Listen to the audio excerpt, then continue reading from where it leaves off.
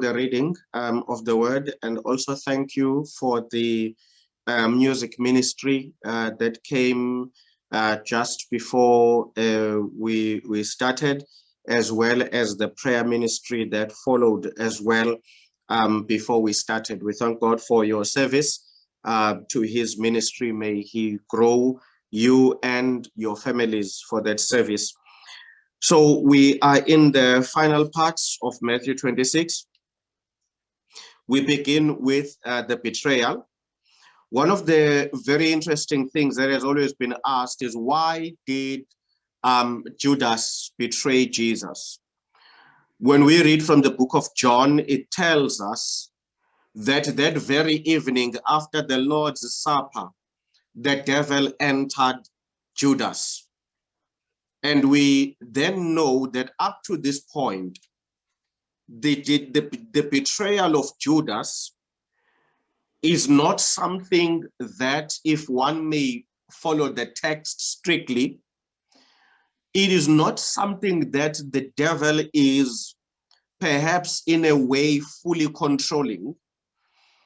It is Judas, in his own discontentment of whatever reason, that made him think of the betrayal and want to betray. And only when Jesus had identified him and had told him that, I know what you are going to do, and Jesus had warned him that, but woe to you for doing it. And only then, when Judas makes up his mind that, caught or not caught, I am going to do it. And that is when then John says, then the devil entered into him, as Judas was now storming out of that room, because Jesus had already identified him. And of course, what Jesus shows us there is that it appears that what Jesus is telling us is that, I'm aware that this has been on your mind for some time. This idea of betraying me, it's been on your mind for some time. Now, that sounds very familiar to something that we see Ellen G. White addressing in Patriarchs and Prophets, in the chapter, Why Was Sin Permitted, if I'm not mistaken. I think it's chapter 1 or chapter 2 of that book, where she talks about the fact that even the devil's rebellion, it began with him thinking God is not aware. And Ellen White says God was fully aware at what the devil was giving birth to in his heart. It is not that God was not aware of it. And she continues to say that even as he began to share his discontentment, there were counsels brought to him by others, other beings, other angels, other unfallen beings, saying to him that something is brewing up in you, or you are brewing up something that is quite an opposite of what we know the government of God to be, and you need to be careful of it, because it is misleading. You are misleading yourself. You are driving yourself into something that is going to not end well in whatever it is that you are entertaining or that you are cooking up in your thinking. Why did Judas betray? And, as mysterious as that question is, there have been many sermons as well that have tried in one way or the other to figure out what could be the answer to that. Why did Judas betray? Others have suggested that maybe he was discontent about how everything was happening. Maybe he followed Jesus, expecting Jesus to be the earthly Messiah of Israel. But when he saw that Jesus was not heading that direction, maybe he felt his time was wasted. The years he spent with Jesus, he felt perhaps angry and betrayed that what he had invested in, or what Jesus had made it look like, was not what it is. That when Jesus was saying the kingdom of God has come and now is, that for Judas, that meant Christ was supposed to actually bring that kingdom on earth, and Jesus wasn't doing that. There are others who have suggested that maybe he thought he was helping Jesus. Maybe he thought by orchestrating these political events, he was becoming a catalyst into helping Jesus to establish that kingdom. There are others who've thought, particularly when you look at the story that comes before, that before the betrayal, there is that story of the expensive perfume. So there are others who've speculated that maybe the story triggered it. Maybe he saw at that moment Jesus as highly disconnected with the money and wealth and prosperity. I mean, he allows such an expensive perfume to be poured on his feet. And maybe that made him realize we are never going to realize our financial dreams through or from this man. And we've wasted our time or we've wasted our lives. But no one really knows why Judas did what he did. It's a difficult one, and I'm not so sure that we are called to answer it in any mysterious way, except to ask ourselves, when I do things that disappoint God, what are my reasons? Maybe we are trying to create a mystery out of something that is as sinfully authentic as the sins we do. Why do we sin? Why do we do the things that we know God doesn't want us to do? And perhaps it's that simple, that maybe like Judas, we do for pleasure. I mean, no one would sin if sin was painful. Sin is about pleasure, ultimately. It's about self-serving pleasure, that there is something to gain. Why are people corrupt? Whether in business or government, they make money. Why do people want to make money? Money buys pleasure. It buys the holidays, it buys the houses, it buys the cars.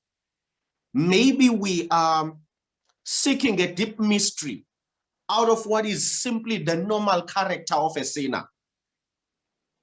That Judas just wanted money out of this. That maybe he was just tired of serving for free. That maybe really quite literally and honestly, he's just a fellow that's disappointed that the kingdom he thought would come has not come. And maybe like most of us, he was just going to do the most basic human thing. Maybe it's not as mysterious as we think. Maybe it was that basic. He was going to get money and he was going to pay revenge to the idiot that misled them. Maybe it's that simple, that I'm going to make my money and get my revenge at the same time. I'm going to hit two birds with one stone. I've wasted 3 years listening to him preaching. I've watched him raise the dead, only to realize that he's got no plan for us. We are not going to get the kingdom he promised us. And since anyway, he's been claiming a resurrection, he loses nothing, I lose nothing, he gets to die. So I get my satisfaction for, sticking it to the guy who's wasted our time. And in the process, I get to make good money, 30 pieces of silver. By now, we now know that it was big enough to buy a plot of land. That's not small money. If you think about the cost of a plot of land in the country you are in right now, that's not small amounts of money. Okay, particularly since the man hung himself on the field that he had purchased. We can assume that the field was somewhere in Jerusalem or somewhere around Bethany, because during this weekend, those are the two regions that they traveled between. It was either in Jerusalem or Bethany, or and he seemingly purchased this piece of land in those days after the betrayal. So whatever it is, really, maybe he was just tired. He was just tired of working for a project that didn't pay off. That wouldn't be mysterious. People do that all the time. People do that all the time. You know, men, women, they get married to each other when they have no money and they are broke. And they go through this marriage hustling, working hard. And the one who graduates from university first or whose business makes the first million, what do? They leave the other one. Because it's basic. It's basic sinful pleasure instincts of a human being. I've been married for you for 10 years. I've been patient. We've been hustling. Now I've graduated. I'm a medical doctor. I'm a chartered accountant. I'm a lawyer. I no longer need you. It's time for me to pleasure myself. I am done with that lifestyle of hustling and working hard with you. No, I'm over that. It's time for me to serve myself, give myself pleasure and joy. Men, women do it all the time. Married to one person, working hard with each other for years. As soon as you make meaningful money, new girlfriend, new life, new car. Maybe out of Judas, we are seeking something that is extremely deep. And in doing so, we deny Judas the opportunity to be an ordinary sinner, like all of us. Nothing about him was out of this world in his behavior. He just wanted to get paid for the time wasted following someone whose kingdom ideals were clearly now showing that they were not going to pay off like the guys thought. You know, I think that having read a few articles or books, or people talking about Judas, and listened to quite many sermons, brilliant spirit-filled sermons, sometimes I just think we forget that these are human beings, and that how sin operated in them is the same way it operates in us. For me, it's very easy to answer why Judas did what he did. Why do you and I do what we do where sin is concerned? What's our motivation for sinning?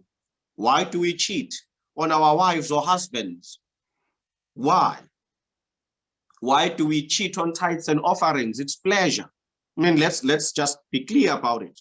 Why do we not return tithes and offerings? Because we've got things we want to pay for. And when we pay for those things, there's an immediate gratification. It's a pleasure system. Whether it's a debt, that if I pay off this debt, I am relieved of the stress and the burden of the creditors calling me. That's a pleasure feeling. That relief from pressure and being stress-free, that's a pleasure feeling. Sin ultimately is about buying yourself pleasure. You just want to be at peace. You want to enjoy something. Why do people betray their husbands and wives to go have girlfriends and boyfriends? Because marriages are always arguing on principles. People just want sex without principles. Just want to get sex, and no one has to say, we need to talk. No one has to say, you don't love me anymore. No one has to say, my feelings don't matter to you. Pleasure, gratification is the foundation of why we sin. We just want to feed the curiosity for joy that we have, instead of having to bear with the responsibilities of what we have. We prefer the pleasure that we don't have. And I think Judas was just a guy who wanted to get paid. Like all of us, we want to get paid for our work. Okay? And that's what Judas wanted. To answer it for me, it becomes that simple. Don't force Judas to stop being human. Don't force Judas to be a supernatural player in the story. Give Judas his humanity back. Why do human beings sin? Why do human beings betray one another? If you can answer that for yourself in the times you've betrayed those who trusted you, or in the times you've sinned, then you would know why Judas did it. Like I said, I think for me, the concern is that sometimes we get so obsessed with trying to give Judas some deep reason that we end up denying him his humanity. He's a mere human. He's just a gentleman who I think ultimately wanted a better way than the way he had invested in for the 3.5 years he had been with Jesus. Whatever his reason, the instigating reason, but ultimately there was a pleasure seeking out of it. And so he betrays, goes to the high priest, tells them that I know you want to kill him and I can give him to you for my money. And they say to him, 30 pieces of silver, you can lead us to him. And of course, he's now at Gethsemane, also known as the Mount of Olives, where he is now praying. And while he is in that prayer, that is where he then says to that prayer where he says, you know what, Father, if you are willing, then please take this cup away from me. It's a prayer. And the disciples, of course, as we know, they were sleeping. Let me share what is significant about that prayer. Jesus knew he was going to die. We all agree on that because even he says it. We find him saying it in a number of verses. Even in verse 54, he repeats it. He says that it is written in the scriptures that things must be this way. In other words, the journey I am walking has been prophesied. However, the fact that the journey was prophesied, it doesn't mean the journey was fake or was predictable or was not real. I can tell you, you are going for an operation. You will be in an operation for 8 hours. Knowing it does not mean you then are not going to be nervous, worried, panicking. Knowing something and going through it are two different things. That is why the agony of Jesus is real. The agony is real because, yes, he came for this, but coming for it does not make it easy. Knowing it must happen does not suddenly make it, like Jesus was acting. I know I'm going to die. I know I'm going to rise again, but hey, because it is expected, let me scream, let me cry, let me create the drama. No, the death is real. The pain is real. Okay? But not only is it real, for me, and it's still one of my deepest troubling questions about the story of Jesus and our salvation. It has always been,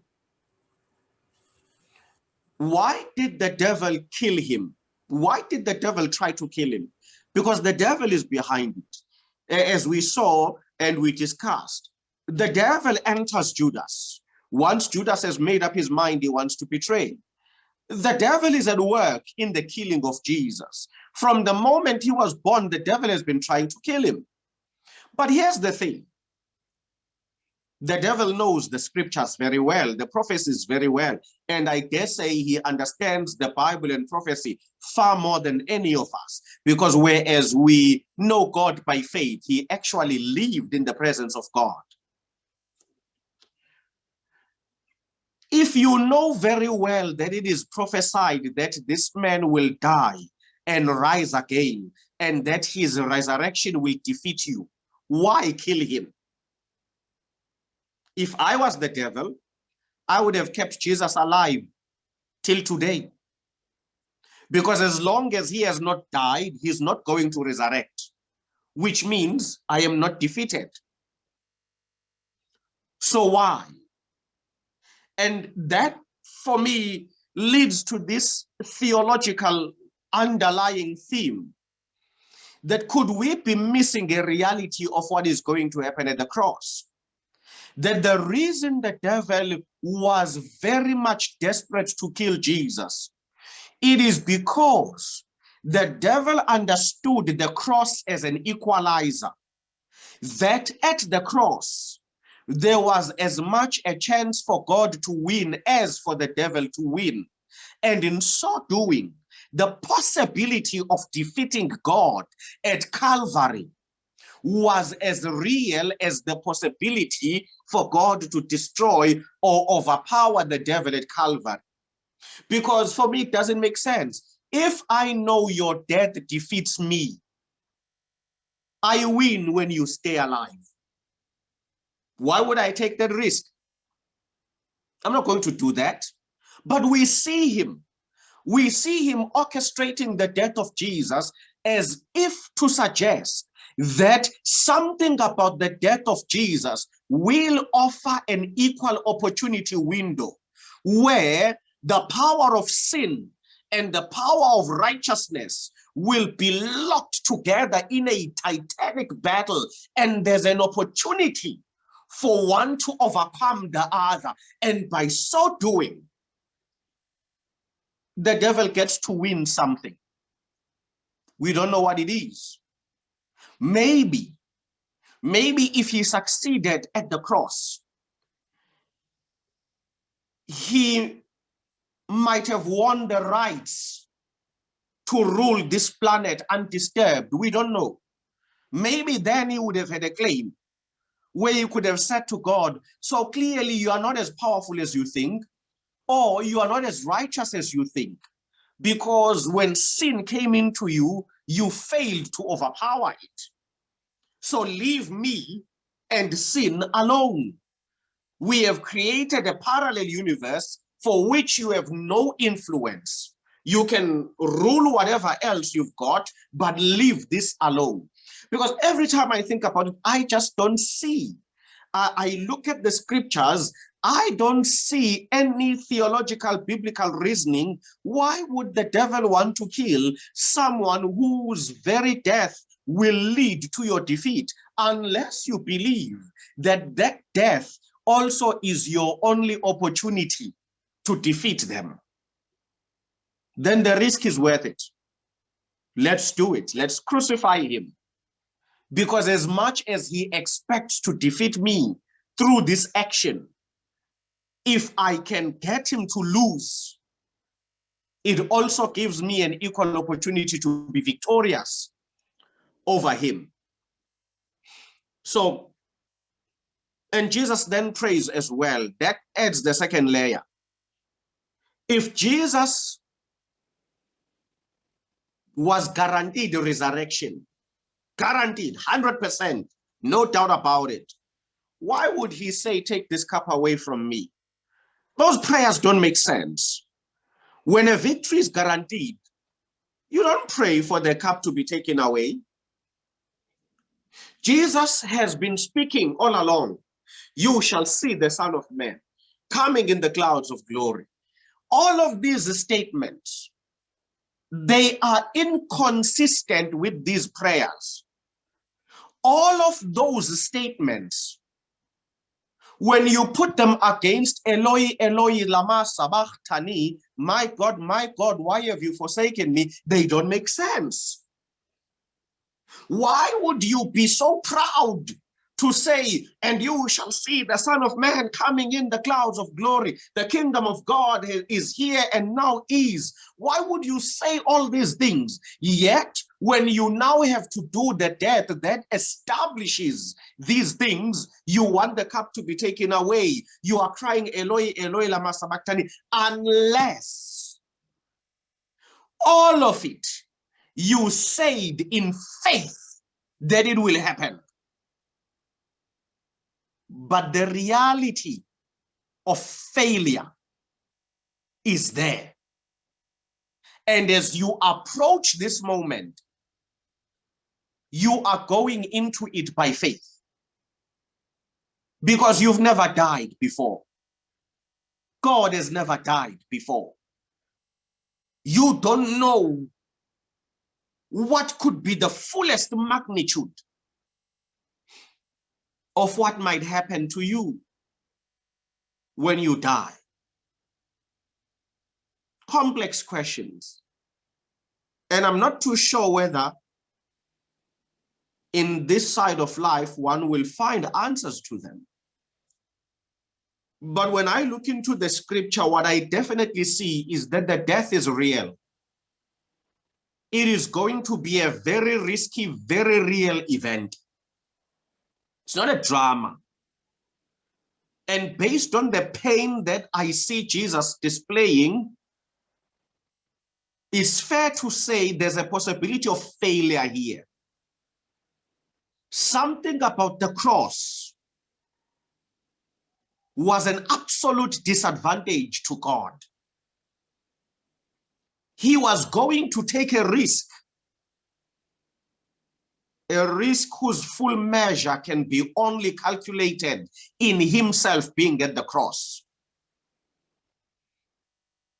When I look at how Jesus prays and cries, it says to me, surely only God could have saved us, because whatever risk was here, no one should or could have taken it other than God himself. It was too precarious. The stakes were too high for an angel or a mere good human being to be able to be the one that takes the risk. It definitely needed God himself. Something about our salvation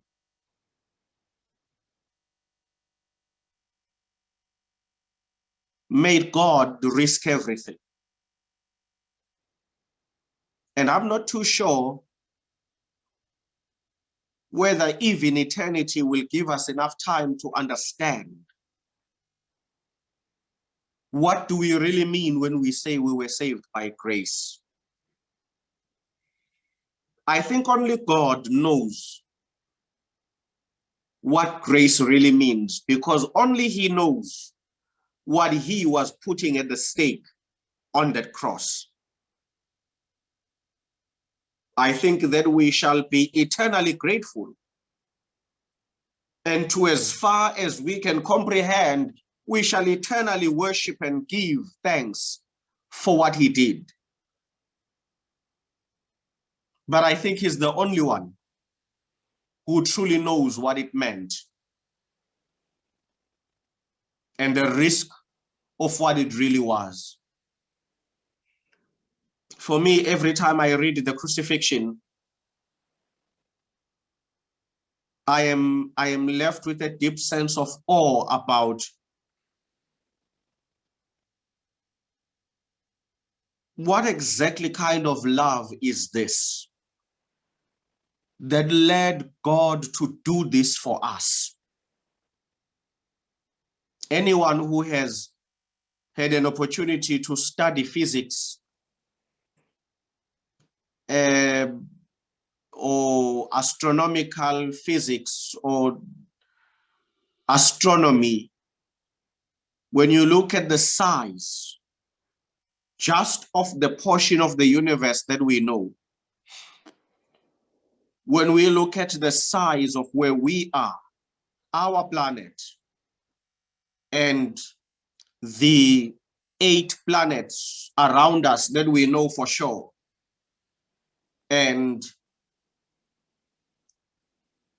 the billions of stars that explode every day, sending energy gases into space, which are picked up by satellites and telescopes and all that, and the echoes and sounds from the distant universes, which scientists would interpret to suggest that there may be planets revolving somewhere 50, 60, 80, 90,000 light years away from us. When you look at pictures taken in space, and you realize that even within our system, where God isolated us as the only planet with life, and for whatever reason, whether he evacuated the life that used to be there in the other planets that we can reach, maybe knowing that one day we will be smart enough to travel to those planets, maybe he evacuated them so that we may be isolated here until he is done with his plan of redemption. I don't know. But when I look at all of it, and then I look at the size of our planet, and I think to myself, if I was God, I had way more to keep than to save one broken planet. We wouldn't be worth saving if I was God. I'm just being honest. Give me the power, position of being a God, and planet Earth is the least of my worries. Not in such a massive, beautiful, complex universe. To me, it would be a matter of just blowing air towards it, and it dissipates the life in it and everything. The devil, the demons, sin, it all disappears. And I move on with what is perfect and untainted. Maybe then it makes sense why Jesus told us the story of the lost sheep when the 99 were safe. Because really it was the story of us. How the lost one, that in terms of value, you can live without. I mean, if you've got 99 sheep and one is missing, in a matter of weeks, about 50 of the other sheep will have given birth, and you will have forgotten that you even lost one. Maybe that story is important more than we think, because it is the story of us and how God loved us, even though he had every reasonable right to merely replace us. And so Jesus bears all of this pain for something that could have been merely forgotten, but he bears all the pain. Like I said, I don't know anyone in this life who would bear so much pain for something that is replaceable.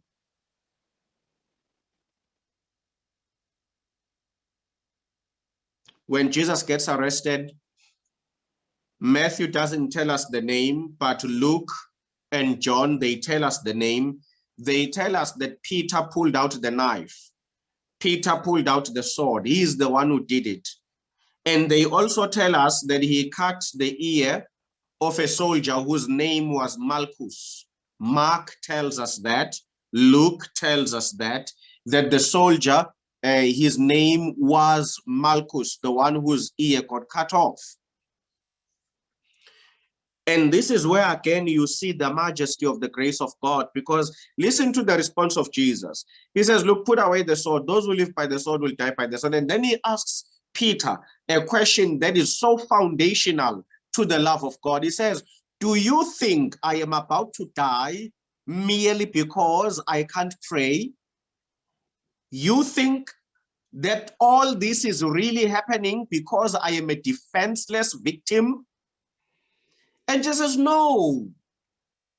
Even now, I could call for 12 legions of angels, and they would come and rescue me.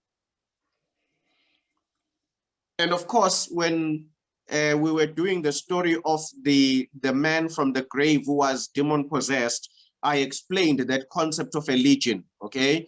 That it comes from the Latin, okay? Legion meant 1,000 as a number. It meant 1,000. But it was a bigger concept than that.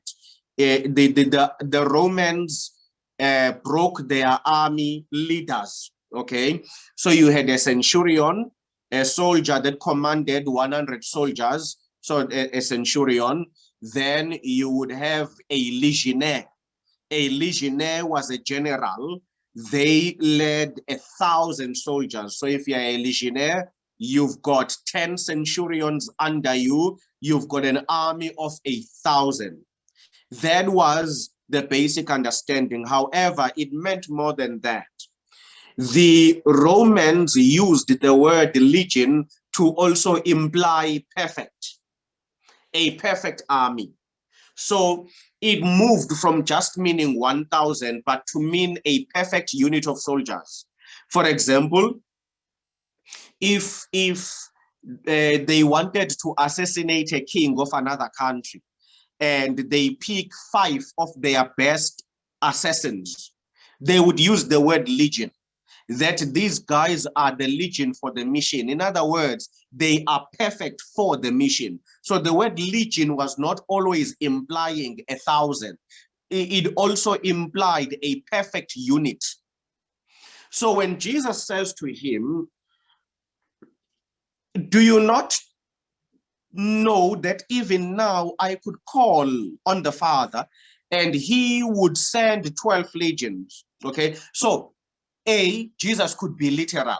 He could be saying, I could command 12,000 angels to come on this planet and rescue me and devastate this world or revenge me from whoever is doing me harm.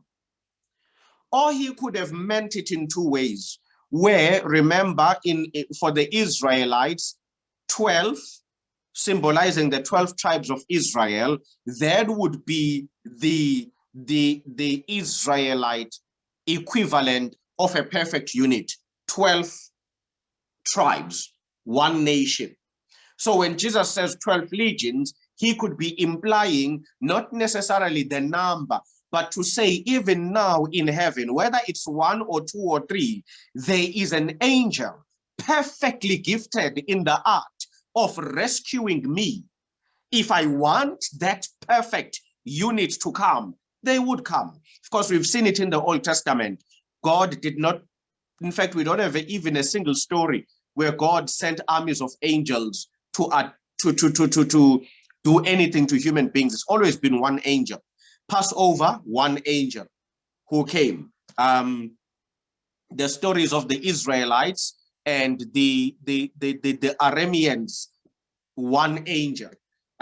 When Sennacherib attacked Israel in the days of Hezekiah, and 120,000 of his soldiers died, one angel was sent to do that work. When Gideon attacked as well, one angel showed up. When Joshua was about to enter Jericho and he saw the symbol of a man standing there with his sword drawn out, one angel.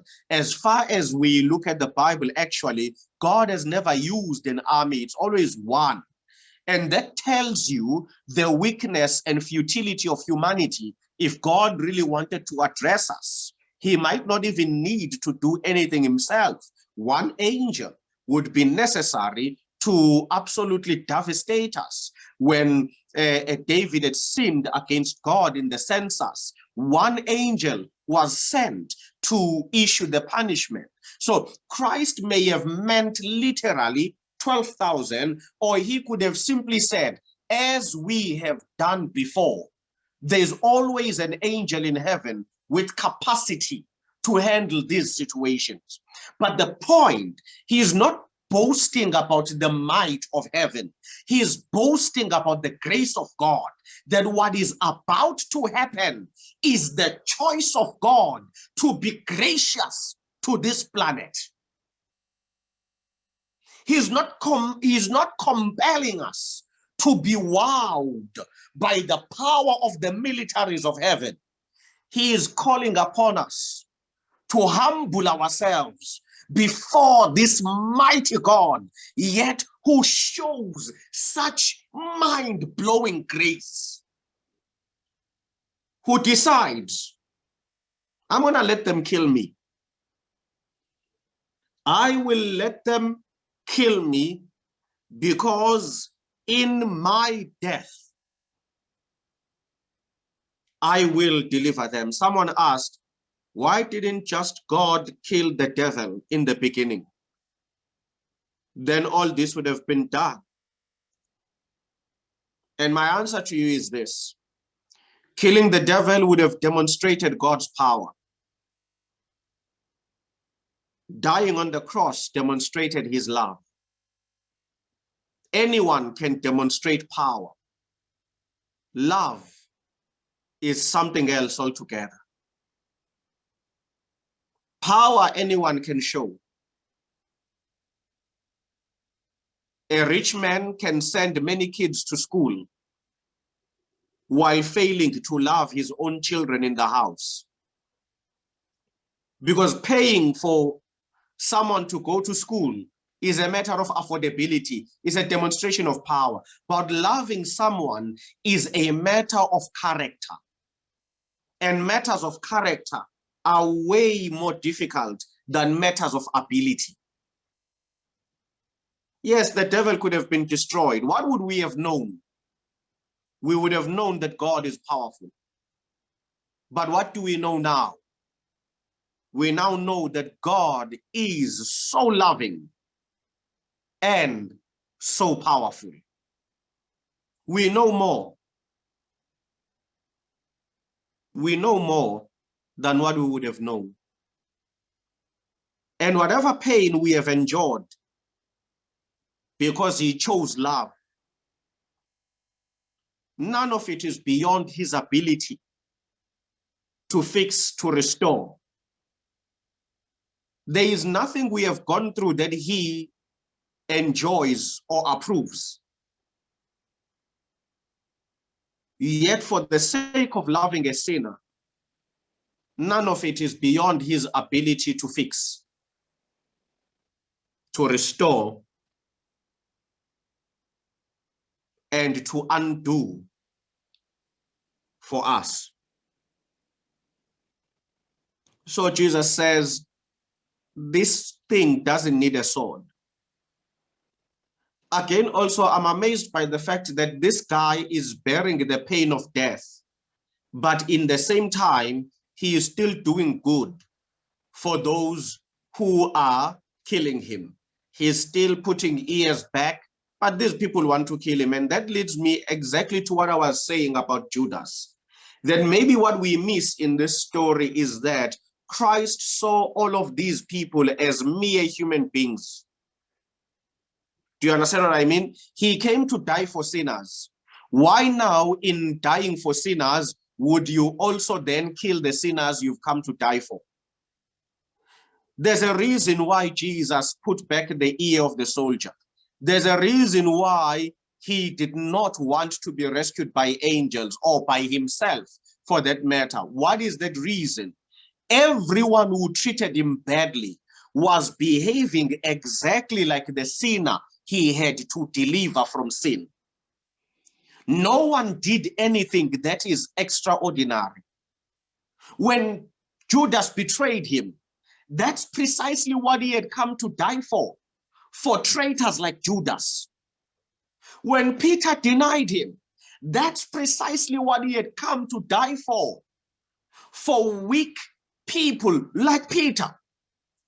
When the soldiers and the people spit on him and beat him up, that is exactly what he had come to deliver us from being cruel people towards one another. Now, it wouldn't make sense for Jesus to say, you are beating me up, you are spitting on me, you are betraying me, I'm going to kill all of you. But wait a minute, we are doing these things to you precisely because under sin, we don't know any better.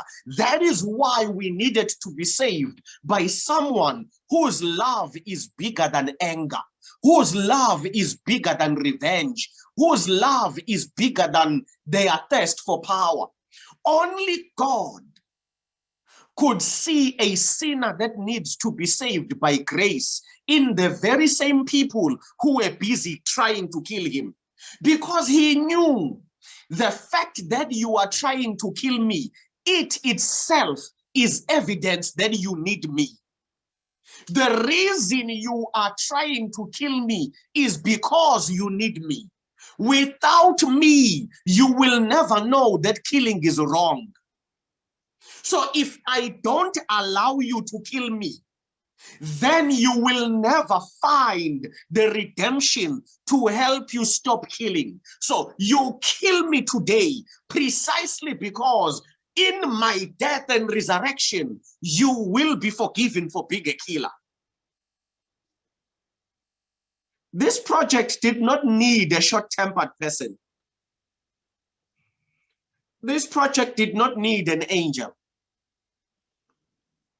Perhaps the more we study the story, the more we will understand this project needed God himself. Things were at play that our normal revengeful, I deserve a respect brains could have never understood. If they were trying to crucify us, oh, the world would have seen flames. If it was us that they were trying to crucify and we had access to the same power as Jesus, oh, they would have seen flames. From the first, when they appear, trying to arrest, I suspect almost everyone here, we would have called fire to come from heaven. We would have consumed them. And we would have made sure they don't burn quickly, that they burn over some few years so that they can feel it and know, never try me again. I'm not your age mate. I'm not your street friend. The reason why, even as they are preparing to kill him, he is busy healing them, is because only that divine brain could still see sinners in need of grace while it itself was suffering. It only God, I can assure you, only God can find sense in doing good for someone who is actively trying to destroy you. Only God. And that is why only when we are under the command of the Holy Spirit can we do good for our enemies. And the world doesn't understand. We are foolish. What does Paul say in 1 Corinthians chapter 1 from verse 25? He says, this gospel has become foolishness to the Greeks and a stumbling block to the Jews. And Paul says to us, because the wisdom of the foolishness of God is wiser than the wisdom of man, precisely because what was happening at the cross meets no standards of human understanding and justice. Only God could have saved the world, because none of us possess a brain that could have seen victims in people who are destroying you. We would have seen enemies straight up. Enemies. Only God could look beyond the enemy and see an oppressed sinner that is desperately in need of his salvation. And that is why, even as the sinner is killing him, in his own pain, he looks beyond his pain and says, for you, my killer, I must bear this. I must bear it for your sake. As you stab me, as you push the crown of thorns on my head, I must look beyond my pain, because it's the only way that I can make sure today you put a crown of thorns on me. Tomorrow I will be giving you the crown of eternal life. Only God could have done this project. Don't let the world fool you into thinking Jesus is just another option among many stories of gods. No, my dear friends, no story of any god, not in Hinduism, not in Buddhism, not in any religion, has ever told of a love like this. Not a single god, not one, in any religion, not our ancestors, nobody, not even in our African traditional religions. Absolutely nowhere. Never has there ever been anyone with the power who loved a sinner like Jesus did. Never. Don't let the world fool you. Jesus is not some kind of an option. He is not just a story among many stories about gods and religions. Never has there ever been. Never. You can go into Hinduism, you can go into Kabbalah, you can go into African traditional religions, you can go to the Maya and the Inca, you can go to the rest of the Andes regions, you can go to Mongolia, you can trace the ancient religions of the Chinese. You will never find. You can go to the Japanese and their gods. There is no God who has loved the world like God has. None. Salvation is only through Jesus and Jesus alone. There's no story. There's no God. There's no Savior. They are all recorded. Archaeologists find records every day. There is still one God whose story tells of his love for a mere sinner, to the point that he allowed the sinner to kill him, just so that that very sinner could have an opportunity into eternal life. There's no other. None. And as Peter denied him that evening, just as Judas had betrayed him, why didn't Jesus curse them? Jesus didn't cause Judas to commit suicide. Judas did it on his own. Judas could have repented like Peter. Judas could have showed up in Galilee together with Peter to ask for forgiveness. Why didn't Jesus curse them? Even though he knew what they were going to do. He didn't curse them because he had come to die for exactly people like them. How could he curse them? They were the very reason he had come on earth. And today we've made so many people feel unworthy of the love of God. We've made our children feel lost beyond measure when they go into drugs or alcohol. We've made our friends and relatives to feel less than good enough because what? They eat pork, because they are not Adventist. Do you really in your mind think the God who died at the cross will allow denominationalism to be the measure of who gets to be saved? Do you really think God did all this so that in the end he will say Adventists will make it to heaven and Catholics will not? How ridiculous is that idea? So all this that scripture is talking about, you really mean all of it depends on whether you eat pork or not. So God became flesh, took all these risks, so that one day he will reject people just because they eat pork.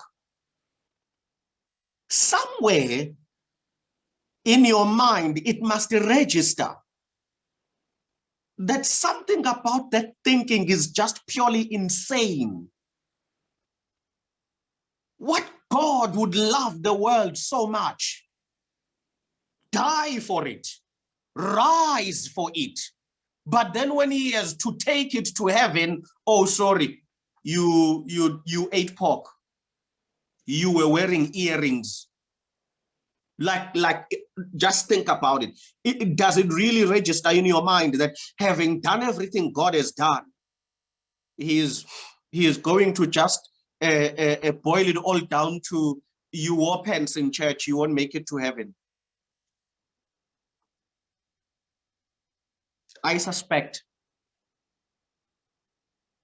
we have a lot of homework to do in the story of grace. We've not done justice to preaching grace to the world. The world needs to know what this Jesus did. And his story for our salvation should never be preached as just one among many. It's not a one among many. It's the only story of love. Divine love. And there's no other. For the drug addict, for the murderer, for the rapist, for the dictator, for the corrupt, for the racist, for the abuser, for the molester, for the pedophile, for the fraudster, for the con artist, for the cheater, for the wife beater, for the drug dealer. All of us were loved by this one God. And his offer is to everyone. Everyone. Including those who sat in the court that judged him. As they pronounced him guilty, grace was waiting to pronounce them saved. That's the reason why you and I gather here 3 times a week. It's the story of this magnificent Savior. This awe of a God. And I pray this evening,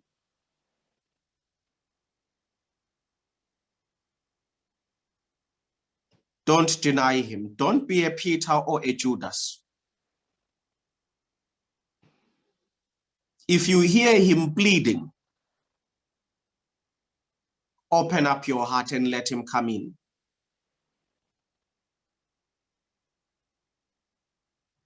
But even if you've got a child that's currently a Judas or a Peter out there, drinking, doing drugs, no longer going to church, or maybe they are in your house, they're not drinking, they're not doing drugs, they've just discovered that God doesn't exist.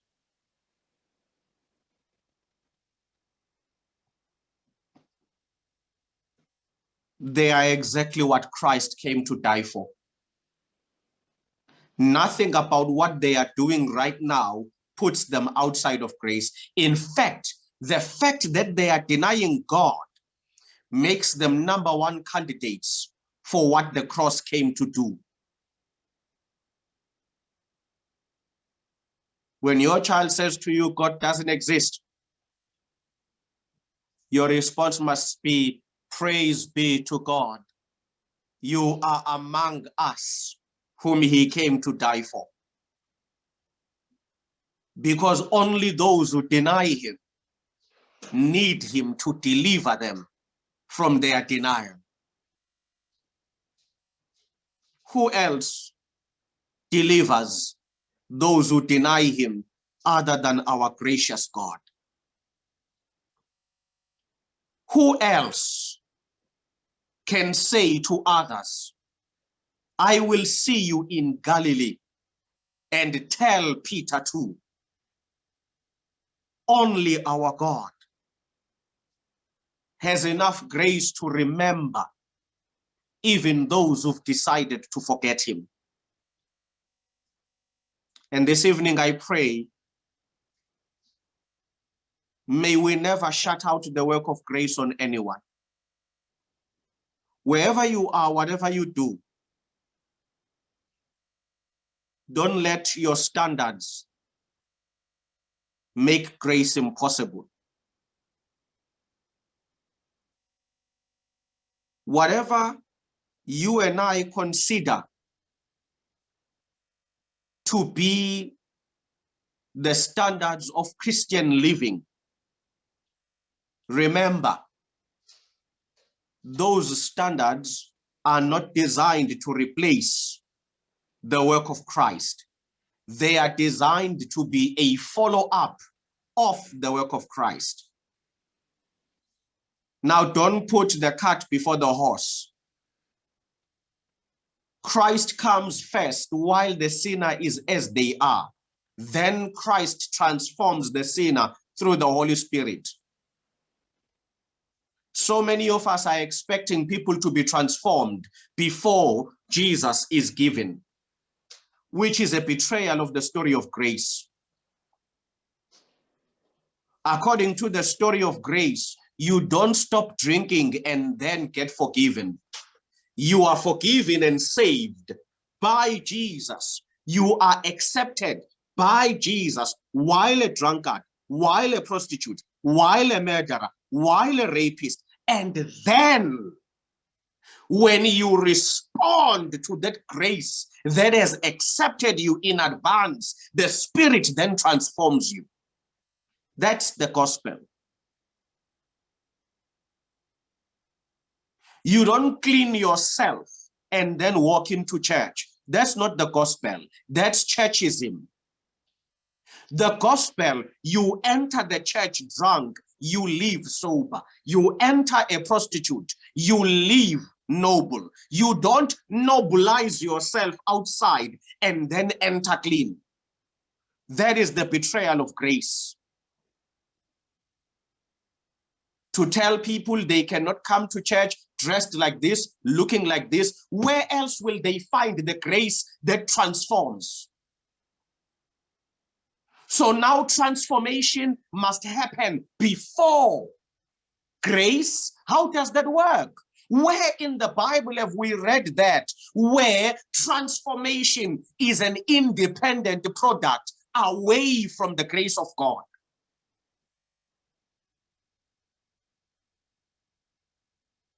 There are many Peters and Judases of this world. Sadly, I suspect there are more Judases than Peters.